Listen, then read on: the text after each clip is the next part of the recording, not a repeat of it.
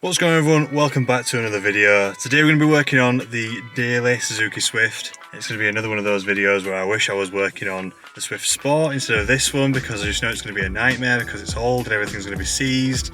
I digress, but we're working on the strut top mounts if we have time, but the priority is the front left brake caliper. The car's pulling really harsh to the right. The left hand caliper isn't engaging unless you sit stationary and with the help of the brake assisted servo, pump the brake pedal as hard as you can until it becomes firm, and then you know that that piston's engaged. So a really odd one. I think it might be either the brake line has some corrosion inside that's creating like a one-way valve, or it might be the piston itself that's got some sort of corrosion on the inside of it. So we'll figure it out. I'm going to run to my dad's, see if I can try and diagnose it, and I'll take you through that process.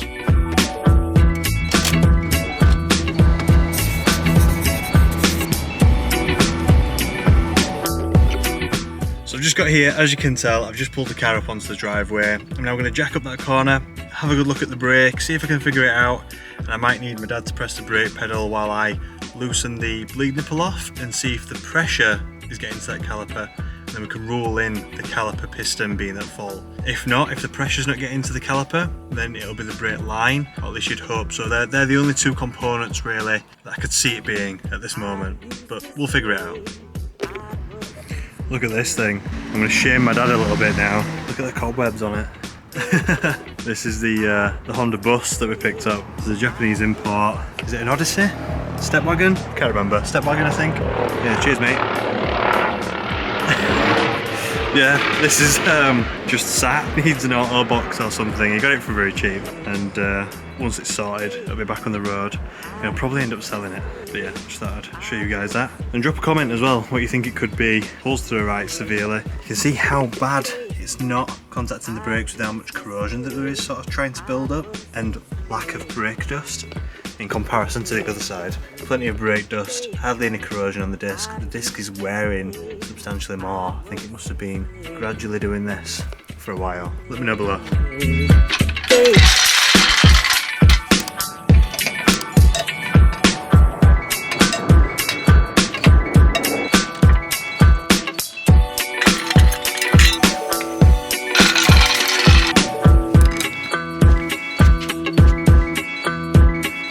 Off, everything looks fine, but I'm pretty sure, yeah, that piston goes in very, very easily. So the piston itself isn't seized, but it might have some sort of build-up inside where the cylinder is obviously inside the caliper itself. It might have some build-up there which is stopping it from coming out again. So that's weird. The slides as well. The slides are perfectly fine, as you can see there. Plenty of, try and get a better angle.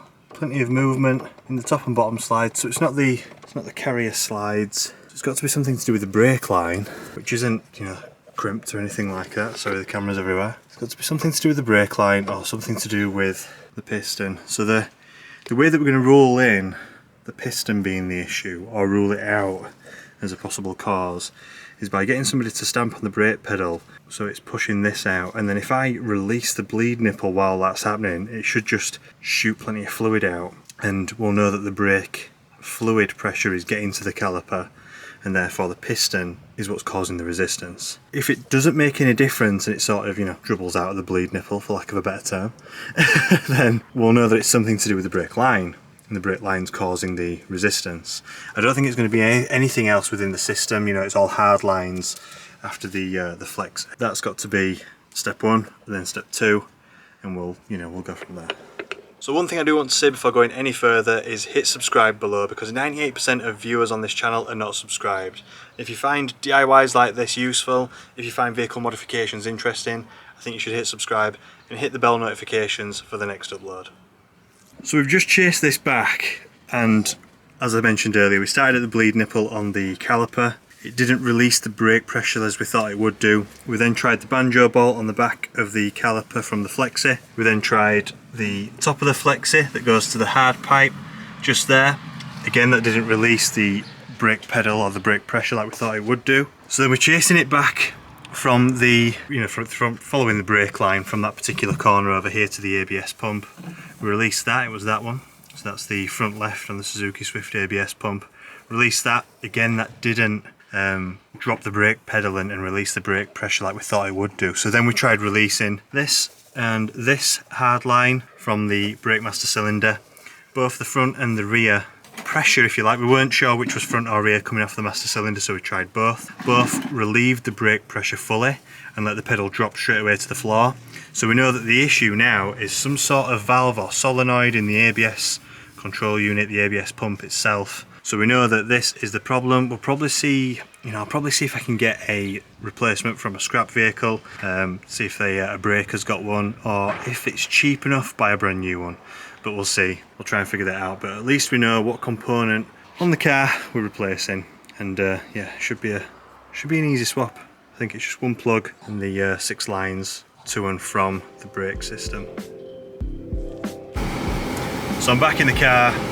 Obviously we've not been able to fix it. I'm gonna have to get the part and then figure it out. But I think me shaming my dad earlier, even though he didn't know I shamed him for the colour of his car or for the state of his car, he's still cleaning it. So he must have heard. His ears must have been burning. But yeah, that's going to be it for this particular video. Unsuccessful day, kind of. You know, we know what it is. Let me close this. We know what the issue is. We just need to get the part now, and it should be a pretty straightforward exchange. Bleeding the brakes afterwards will be the most time-consuming part, I think, because you're replacing something that holds quite a lot of valves and different sort of mechanisms within it. You know, the brake servo, the brake servo, the ABS control unit and the ABS pump. You know, bleeding it can be a pain sometimes, I know that. So that's what we're doing next time on this particular car.